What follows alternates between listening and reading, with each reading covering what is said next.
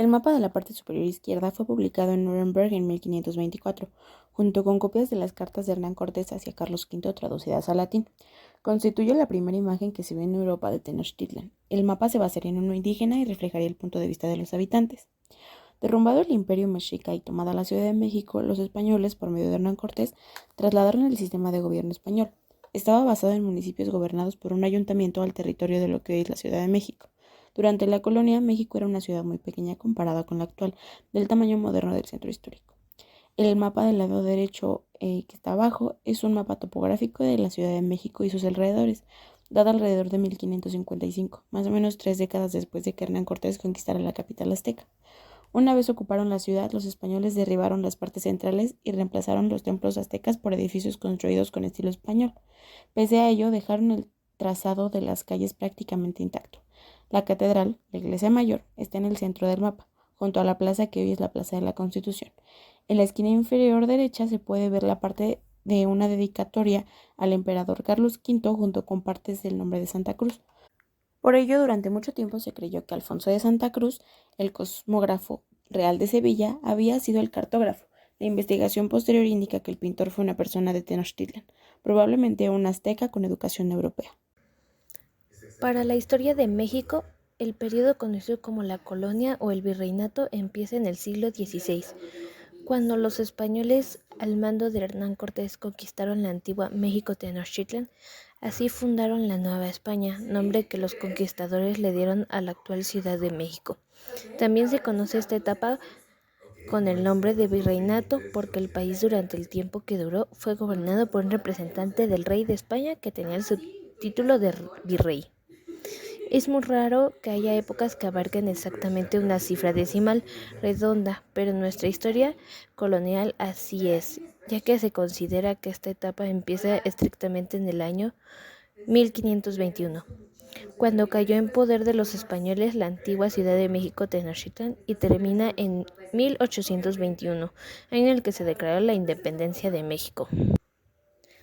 Así pues, el periodo de la colonia abarca 300 años y está usualmente dividido en 3 periodos. El primero y más antiguo es el que corresponde al siglo XVI y corresponde a todo lo que pasó en la Nueva España desde 1521 hasta 1600. El segundo, el de siglo XVII, que comprende lo que sucedió entre 1601 y 1700, y finalmente el tercero y último del siglo XVIII mexicano y que va de 1701 y 1800. Los 21 años que faltan para llegar a 1821 ya pertenecen al siglo XIX y todavía son partes de la historia de la colonia, aunque los historiadores les conocen a estos años finales del virreinato el apelativo de periodo de transición, ya que la lucha iniciada por Miguel Hidalgo y Costilla contra el dominio del gobierno español de la Nueva España había comenzado en 1810, dando lugar así el nacimiento de México. La importancia de la época de la colonia es determinante tanto para la historia de nuestro país como nación independiente, como para la historia de todo Occidente, ya que a partir de ese momento América entró a formar parte que hasta antes conocían los europeos. En la época de la colonia, la religión católica ganó nuevos e importantes territorios, cambió el lenguaje, la traza de las ciudades, las manifestaciones culturales y artísticas, y se inició el mestizaje o sincretismo, es decir, la mezcla entre los conquistadores y los conquistados, combinación que definió el carácter actual que tiene hoy todas las naciones llamadas latinos o hispanoamericanos. Para entender cabalmente la complejidad de la época de la colonia en México, habría que analizar en un principio dos tipos de dominaciones españolas, la conquista militar y la conquista espiritual, y después adentrarse en cómo fue el establecimiento de las ciudades españolas, cuál es la situación de los naturales, cómo estaban constituidas, y cuál era el funcionamiento del gobierno colonial, la importancia de las autoridades eclesiásticas, las nuevas formas de moral y también el terror que inspiró el Santo Oficio, todos ellos sin olvidar, por supuesto, los estratos o castas de lo que estaba compuesta la sociedad colonial. No menos importante fue por supuesto el arte y la cultura en la colonia, que en cada siglo XVI, XVII y XVIII tuvo manifestaciones particulares, la vida cotidiana y el surgimiento del criollo, de donde salió el conjunto de hombre que finalmente habría de terminar con la colonia y con la dependencia de que España tenía a México antes de llamarse como hoy se llama. En la arquitectura, cuando finalmente parecía que en la Nueva España se abandonaban los ejemplos inspirados en la antigüedad grecolatina que había importado los corrientes renacentistas, y de cierta manera se buscó dar expresión plástica a los anhelos libertarios de los criollos. A través de ella, debido a esta, la arquitectura barroca europea se convirtió en modelo de la novohispana a lo largo del siglo XVII. En un principio, el barroco en la arquitectura tuvo en México condiciones de las más modernas vanguardia. Por eso, no se adoptó inmediatamente en las obras que ya habían empezado a construirse, como en el caso de las catedrales.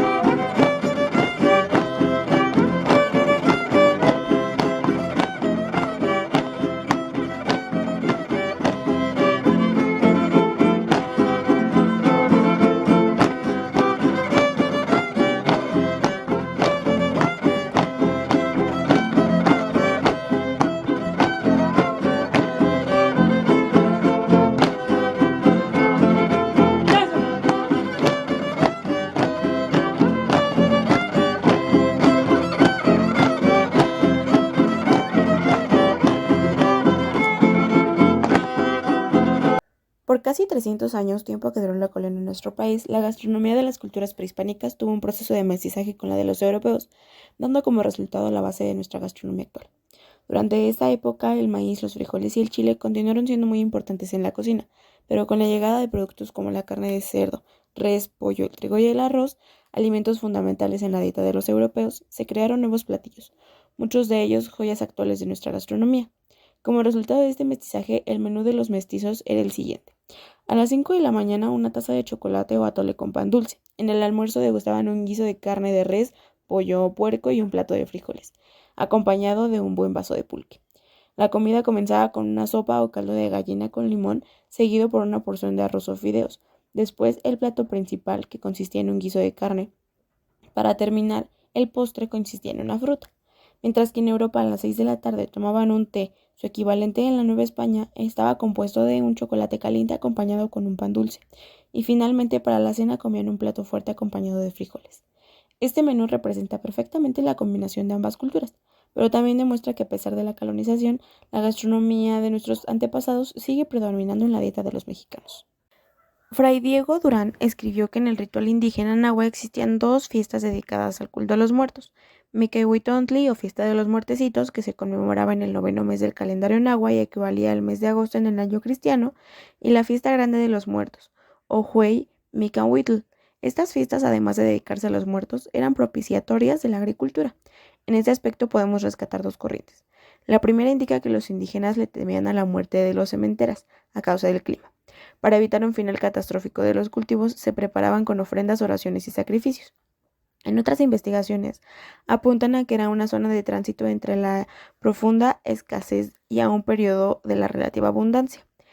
En las comunidades pasaban durante este periodo del crecimiento a la cosecha del maíz, siendo un festival de la cosecha dedicado a compartir con los ancestros el beneficio de la recolección. Durán observó que dejaron de hacerlo en agosto, que es cuando acostumbran, para así disimular que celebraban sus festividades y aparentar que festejaban las celebraciones españolas. Los españoles, por su parte, trajeron una tradición que surgió en el siglo X, con Odilon, abad de Cluny, quien promovió la celebración de Todos los Santos el día 1 de noviembre. Durante los primeros años de la colonia, la celebración de Todos los Santos consistía en que las iglesias y conventos, así como los santuarios, exhibieran ese día sus tesoros, restos y reliquias para que los creyentes les ofrendaran oraciones. A cambio se les otorgaría el perdón de sus pecados. Preparaban ciertos alimentos dedicados a los santos, se llevaban a la iglesia en donde eran bendecidos, y más tarde en las casas se les colocaba en la mesa del santo, que consistía en una imagen del santo predilecto, adornado con dulces y panes a la figura de huesos. En aquel entonces se le llamaba Día de Veneración de las Reliquias. Y aunque el culto a la muerte estuvo prohibido al principio de la colonia, pues se tomó como idolatría, para el siglo XVIII, el 1 y 2 de noviembre se unieron y tornaron una celebración que continuó una fiesta popular. La primera celebración de Día de Muertos en México como país independiente fue el 1 de noviembre de 1821, cuando la gente, después de visitar las iglesias, fue a la catedral, frente al Zócalo, en donde se desarrolló la verbena de Todos los Santos. En la actualidad esta tradición sigue. La siguiente tradición de la que hablaremos son las fiestas patronales, que a partir del siglo XVI comenzaron a implementarse en el territorio de la Nueva España. Estas fiestas eran dedicadas a un santo o alguna virgen, designado como protector de la comunidad, y era muy común que los pueblos o barrios fueran llamados con el nombre de prehispánico, pero también se le asignaba el nombre de un santo defensor. Las fiestas eran organizadas por las cofradías, asociaciones religiosas que agrupaban a las personas de un mismo gremio u oficio y se encargaban de organizar y patrocinar las fiestas patronales de la comunidad. Estas cofradías ayudaron a que la sociedad indígena fuera recuperando el sentido de la comunidad, solo que ahora con un espíritu completamente religioso. De los factores que ayudaron a la conquista militar de Tenochtitlán y Tlatelolco estuvo el uso de varias lenguas indígenas, tales como el náhuatl, el totonaca, el maya y el español. Para 1531, es decir, 10 años después de la toma de Tenochtitlán por Hernán Cortés, las lenguas generales de Mesoamérica eran náhuatl y otomí. Y al finalizar el siglo XVI, las principales lenguas indígenas en Nueva España eran el náhuatl, el otomí, el purépecha, zapoteca, mixteca y maya, que han sido ya objeto de profundos análisis gramaticales. La ausencia de mujeres blancas durante los primeros tiempos de colonia justificó que los colonos europeos tomaran una o varias amantes indígenas y tuvieran decencia legítima con ellas. Así surgieron un conjunto de castas para distinguir a los ciudadanos según su origen. Blancos peninsulares. Eran blancos nacidos en Europa que tenían tierras y ocupaban la más alta jerarquía política. Solo ellos podían ser nombrados para cargos públicos. El siguiente grupo eran los blancos criollos, blancos nacidos en América. Eran también de clase pudiente, pero no contaban con los beneficios de los peninsulares y tenían un moderado acceso al poder político. Los mestizos, descendientes de la unión de un blanco con una india. De las clases no blancas eran las que mejor posicionados estaban. Indígenas, los hablantes de los pueblos precolombinos o sus descendientes, que no eran esclavos como los negros, pero sí limitados a labores de servicio. Y por último tenemos a los negros, esclavos africanos que ocupaban el peldaño inferior de la pirámide. Claramente después hubieron muchísimas más castas porque había una gran diversidad de personas, pero estas eran las principales, sobre todo al principio de la colonia.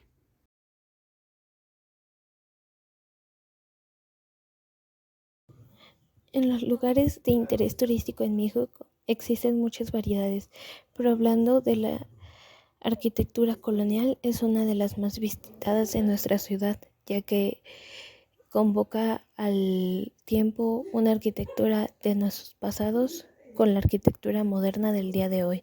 Y hay muchos ejemplos tanto de arquitectura colonial como de arquitectura moderna y otros intereses que se pueden visitar.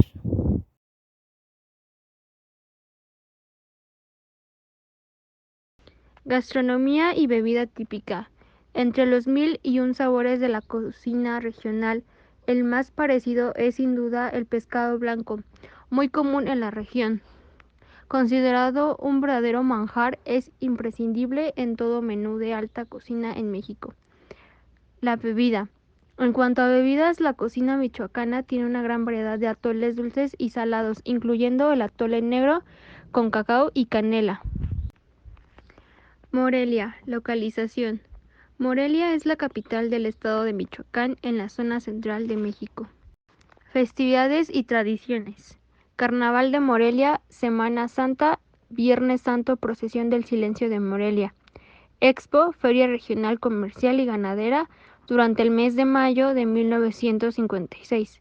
Festival Internacional de la Guitarra, mes de mayo 1986. Festival Internacional de Orégano de Morelia, mes de mayo. Aniversario de la función de Valladolid, Morelia en 1541. Grito de Independencia, 16 de septiembre. Desfile cívico-militar, aniversario del natalicio don José María Morelos y Pavón, 30 de septiembre, desfile de cívico-militar.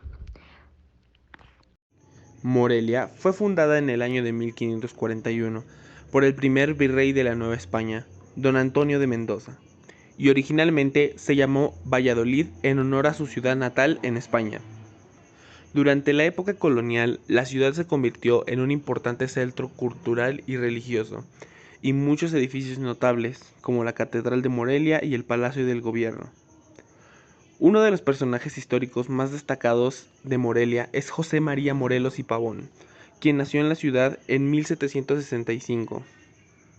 Otro personaje histórico importante es don Vasco de Quiroga, quien fue obispo de Michoacán en el siglo XVI. Además de estos personajes históricos, Morelia tiene una rica tradición cultural, que se refleja en su arquitectura colonial y en sus festividades y eventos culturales. Michoacán es un estado con una rica historia prehispánica y cuenta con varios sitios arqueológicos importantes. A continuación, te mencionaremos algunos de ellos. Tzintzuntzan.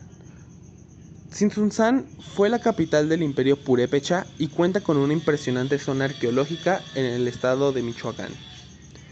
Ihuatzio también está ubicado en el sitio de Tzintzuntzan. Ihuatzio fue una ciudad importante, pero ahora de la cultura tarasca. Tingambato. Utilizado en el municipio de Tingambato, este sitio arqueológico cuenta con una pirámide escalonada y varios edificios prehispánicos. Si bien la ciudad o el sitio arqueológico de Tres Cerritos no se encuentra en Morelia, es un área muy cercana. Se encuentra en el municipio de Pátzcuaro, a unos 40 kilómetros al este de Morelia, y es conocida por su conjunto de estructuras circulares que se cree que fueron utilizadas para ceremonias religiosas. Lenguas y grupos étnicos. El territorio michoacano estuvo habitado por nahuas, otomíes, matlacincas o pirindas y tecos. En la región se hablaba, además del idioma tarasco, las lenguas caucomeca, xitlacinca, colimote, pirinda, mazahua, sayulteco, mexicana y teca. Con respecto a actividades culturales, también se encuentran grandes cosas en la ubicación de Morelia, empezando por la danza y el Festival Internacional de Danza Contemporánea de Michoacán.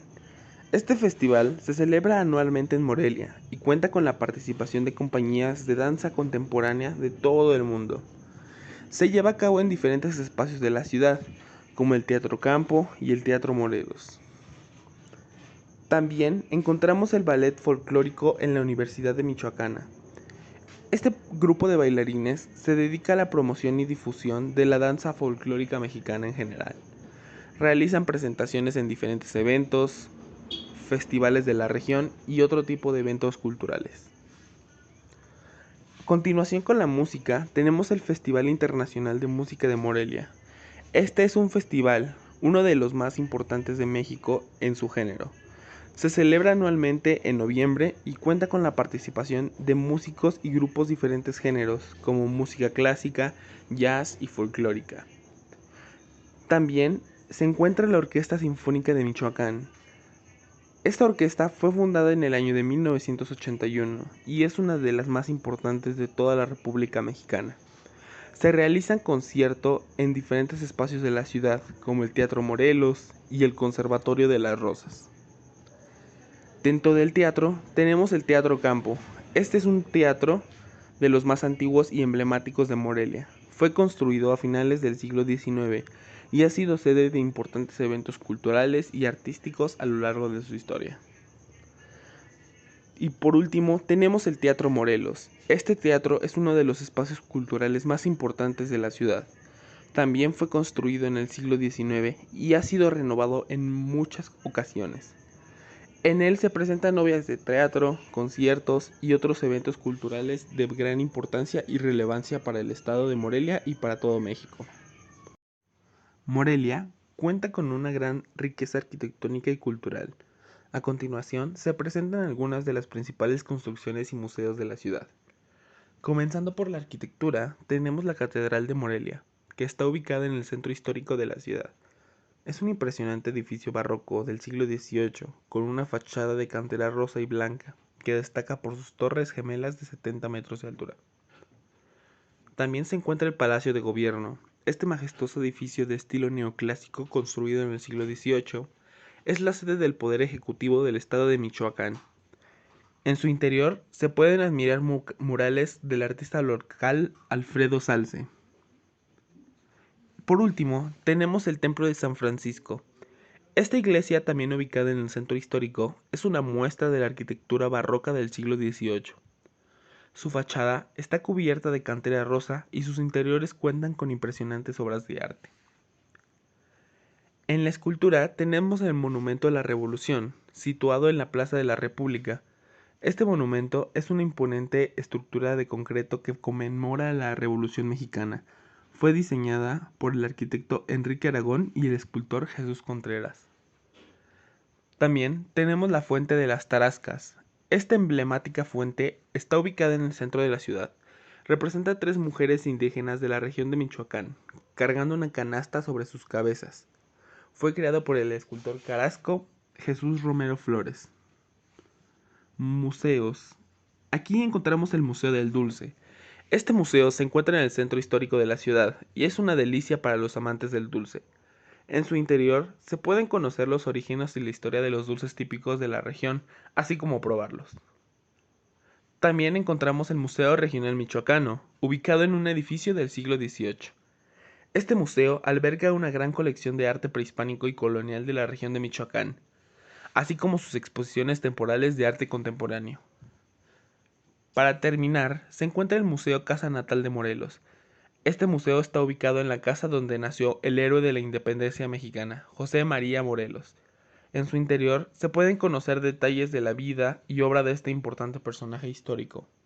Áreas naturales: Jardín de las Rosas, Bosque Cuauhtémoc, Orquidiario de Morelia, Presa de Umecuaro. Por último, Morelia cuenta con una gran cantidad de lugares de interés turísticos, tanto en su centro histórico como a sus alrededores. Siendo uno de estos el centro histórico. Este conjunto arquitectónico es patrimonio cultural de la humanidad y se caracteriza por sus edificios coloniales de cantera rosa y sus estrechas calles empedradas. En él se encuentran la Catedral de Morelia, el Palacio de Gobierno, el Templo de San Francisco, entre otros.